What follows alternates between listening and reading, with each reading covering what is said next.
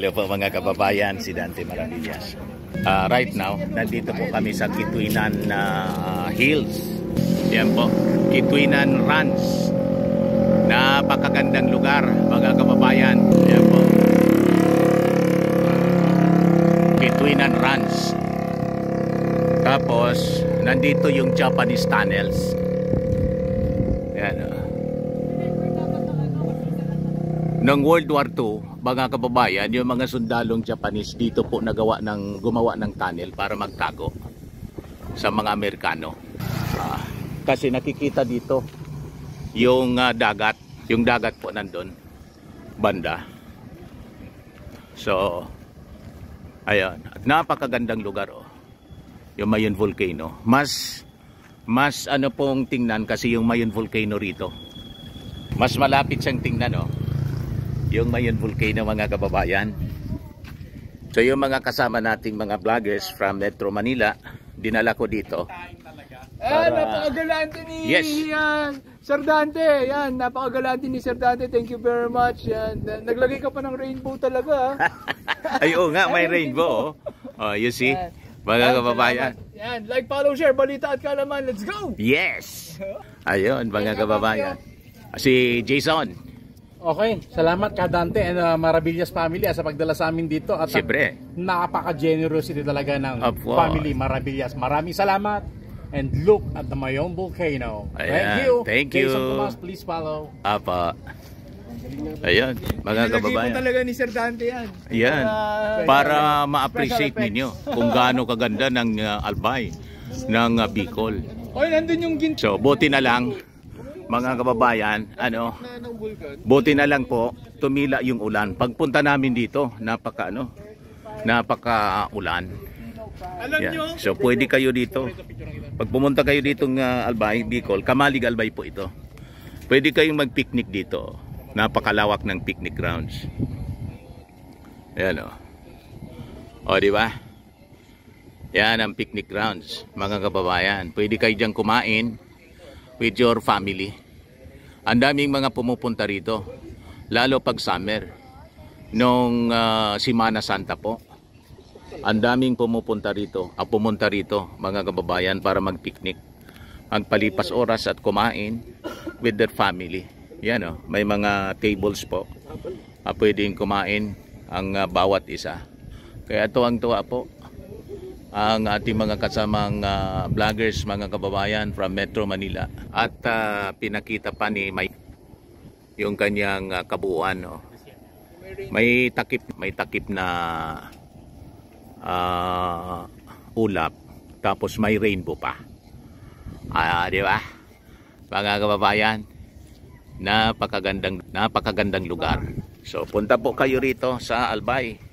Yeah, kaibigan natin. Sa lahat ng followers ni Sir Dante Maravillas. Anong channel mo nga? Yes, Vlogger ng Bayan. Vlogger ng Bayan. Maraming salamat sa Maravillas family sa pagtanggap sa amin dito sa Bicol.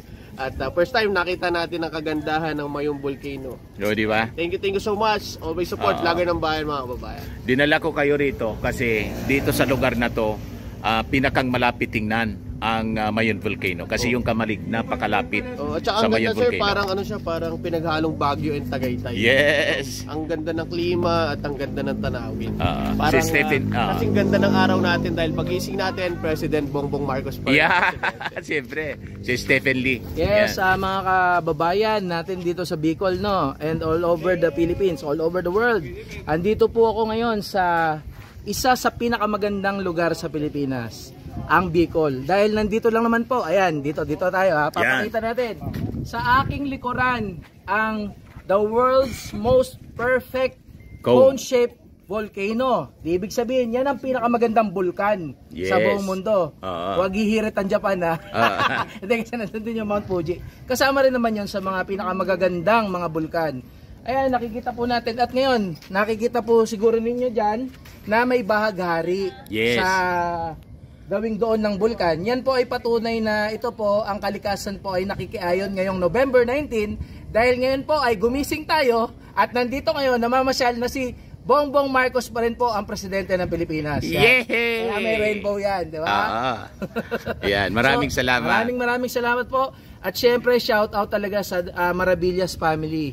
na talagang very generous. Alam niyo po si Kadante, talagang napakabait po niyan, very accommodating, napakabait po. Hindi po siya kumbaga hindi po siya talaga yung taong magdadalawang isip ka pa na na talaga may ibibigay sa inyo kahit papaano dito. Hindi kami napahiya. Pinasyal kami dito sa dito sa kanyang lupang Sinilangan, sa Bicol, di ba? Sa Albay. So, sa Albay. Yan. Nakita namin this is my second time to witness the beauty of Mount Mayon. No, kaya lang last time wala talaga yung covered with clouds. Oh yeah. It's not covered with clouds ngayon, medyo kasi medyo maulan ngayon. Pero kitang-kita nyo pa rin po talaga ang kagandahan. Konting trivia lang, ang Mount Mayon po ay nanggaling po yan sa salitang Magayon, which is beautiful. Yan, 'di ba? Kaya shortcut nila naging Mayon volcano.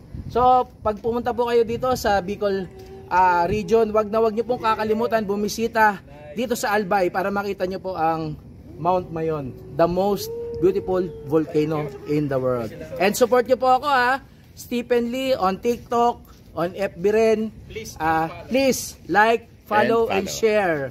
Yeah. Bye-bye.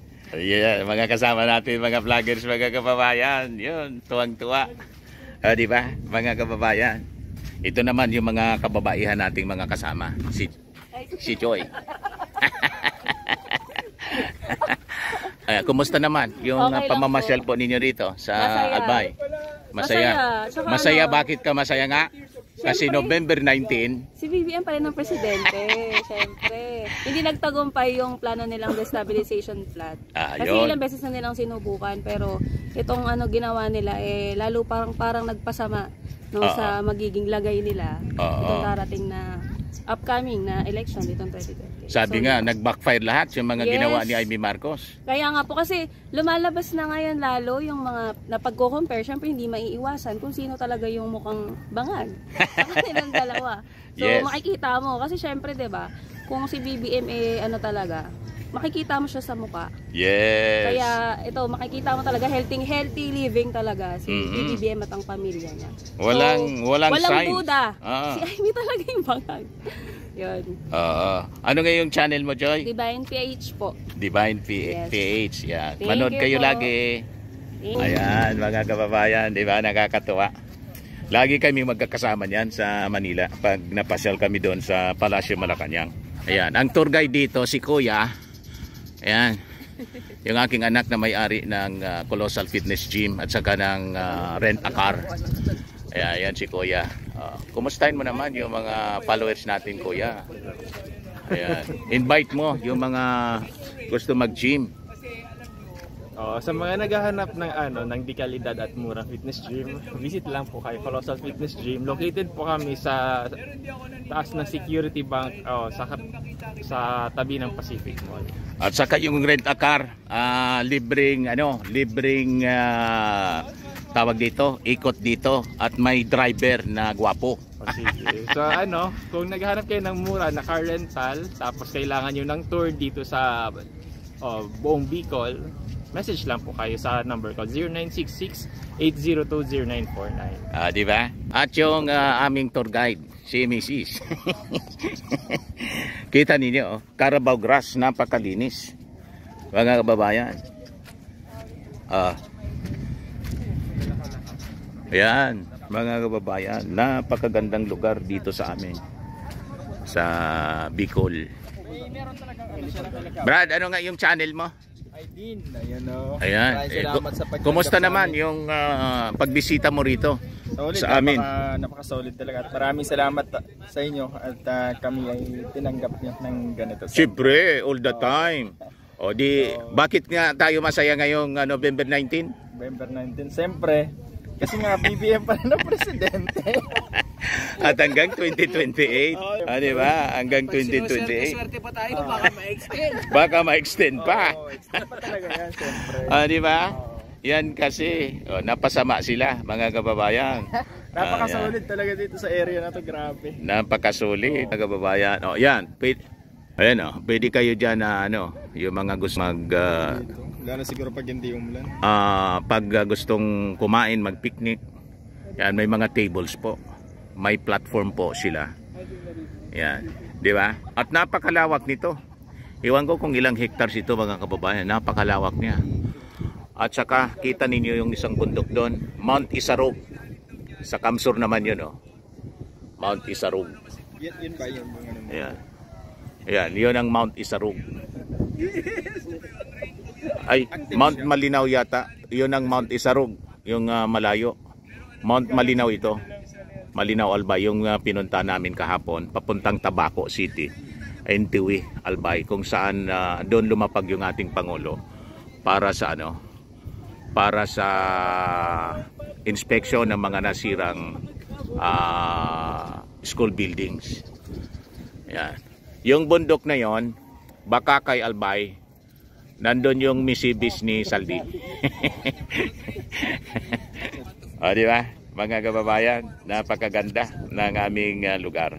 Kaya mamaya pupunta kami doon sa farm plate, daga sa highlands, overlooking the city of Legazpi.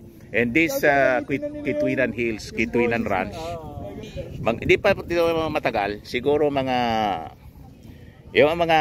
more than 3 years pa lang ito binuksan mga kababayan, para sa mga turista, sa mga namamasyal po.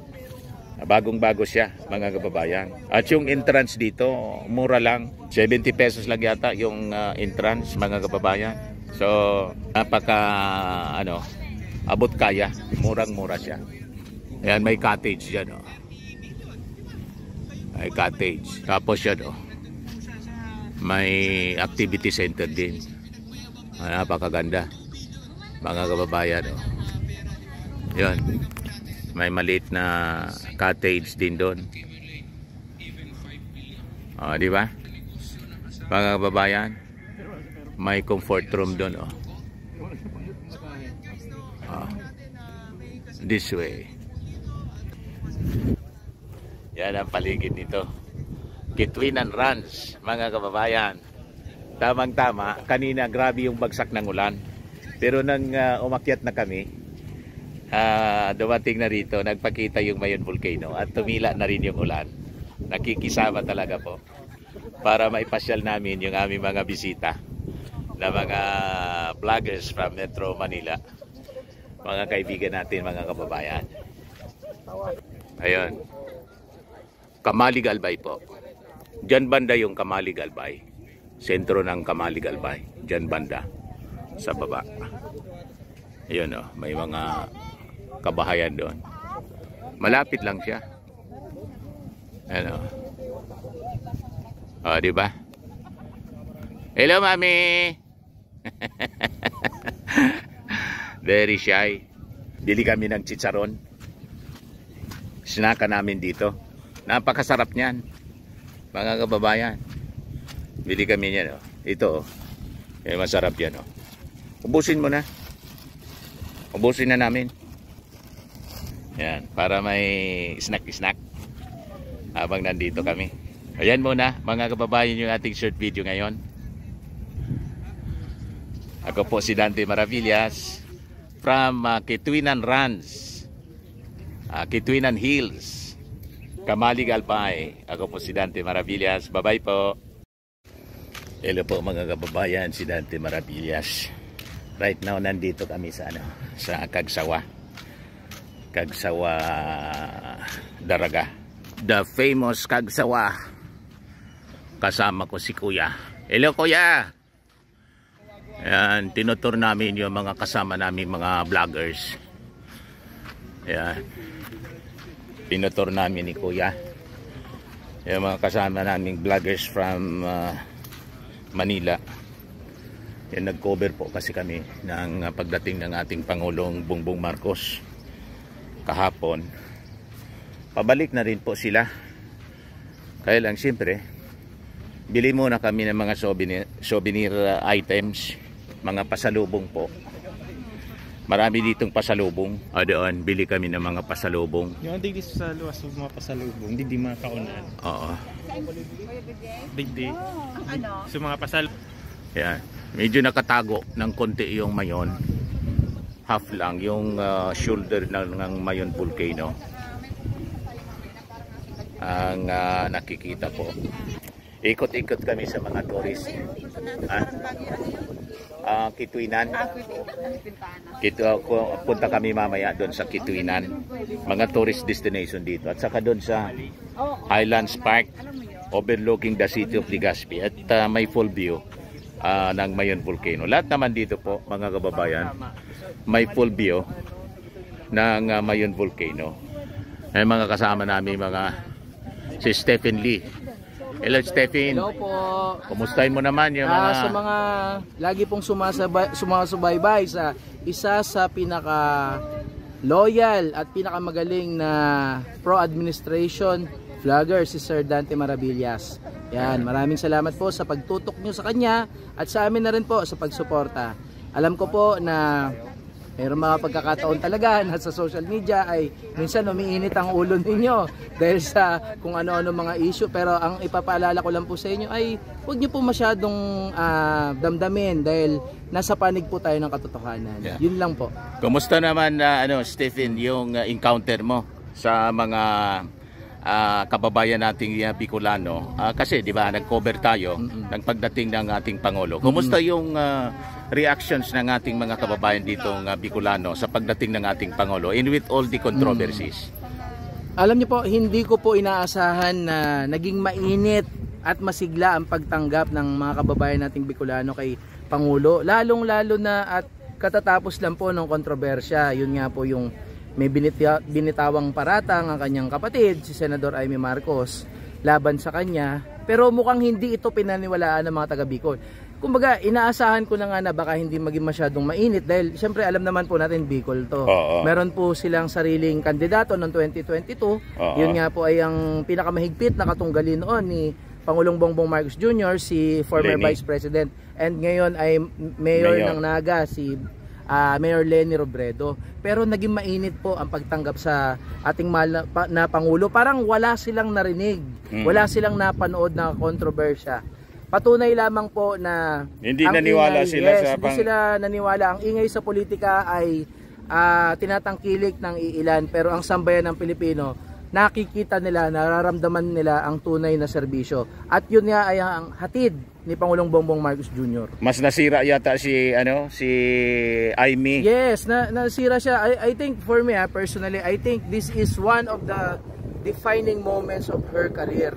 Kumbaga, ano po ba ang pinakita sa atin ni Senador Amy Marcos? Kundi halos wala naman po tayong naramdaman patungkol sa kanya simula nang lumuklok ang kanyang kapatid, kundi puro paninira, di ba? Inaasahan, actually ako, Sir Dante, inaasahan ko na si Senator Amy, magi-step up kasi Marcos ngayon, di ba? Marcos? Dito ka. Yes, Marcos ngayon yung namumuno. So parang feeling ko, kasama ni Pangulong Bongbong Marcos Jr. at ni First Lady, mangunguna siya sa pagsiservisyo. Kaya lang hindi. Iba yata ang pinagsiservisyoan niya. Kaya nakakalungkot po ito para sa kanilang pamilya. At ako bilang isang loyalista, nasasaktan din po ako kasi kahit ganyan naman po si Senator Amy, never ko po yung inano sa mga contents ko until now na talagang umabot na siya sa sukdulan ng kasamaan. So nag-backfire sa kanya? Yes, nag-backfire talaga. Clearly, nag-backfire sa kanya yung kanyang ginawa. Gusto niyang siraan yung Pangulo, siya yung nasira. Siya nasira. Para siya naging butanghera nilang na senadora. Anyway, maraming salamat, Stephen. Ayan, maraming salamat po, Sir Dante. So, mamimili kami mamaya dito. Kaya lang, biglang umulan. Kaya silong muna kami, mga kababayan. Nakabantay na sa amin, no? Yeah, mamimili kami, silong muna. Ayun, may chili ice cream dito. Yan chili ice cream. Doon yata doon So mamimili kami ng mga dito po, mga pasalubong, mga kababayan. Ito si Admin Rich. Kumusta Admin Rich? Ayan. Kumusta naman yung encounters mo sa mga kababayan nating Bicolano in relation sa pagbisita ng ating Pangulong hapon na ating kinover at saka yung observation mo sa paninira ni Amy Marcos sa kanyang sariling kapatid? Ay, sa tingin ko parang hindi apektado yung mga Bicolano, no? Kasi nakita ko na talagang grabe yung kanilang pag-welcome kay PBBM. Mainit ang kanilang pag-welcome kay PBBM. At may nakausap pa kami na isang Bicolana na sabi niya ay wala daw, hindi daw nila yun pinapaniwalaan dahil iba daw yung nakikita nila kay PBBM.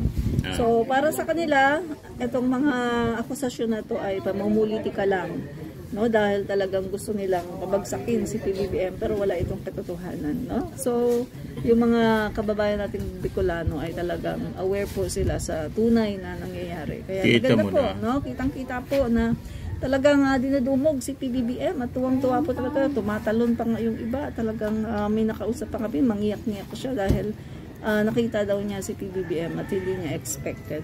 So makikita natin, iba po yung nakikita natin sa kabilang kampo, no, na si PBBM daw ay wala na daw pumapansin, na ganito daw, pero ang katotohanan po ay yung mga dating ang lady dito, bumaliktad na nga yata.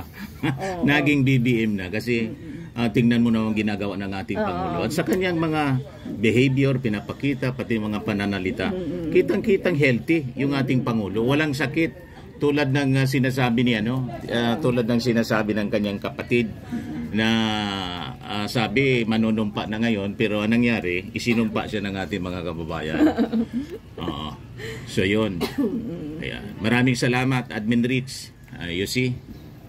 So, bumili sila mga kababayan ng sili ice cream. Ito yung mga special dito na mga pagkain. Ayan, o.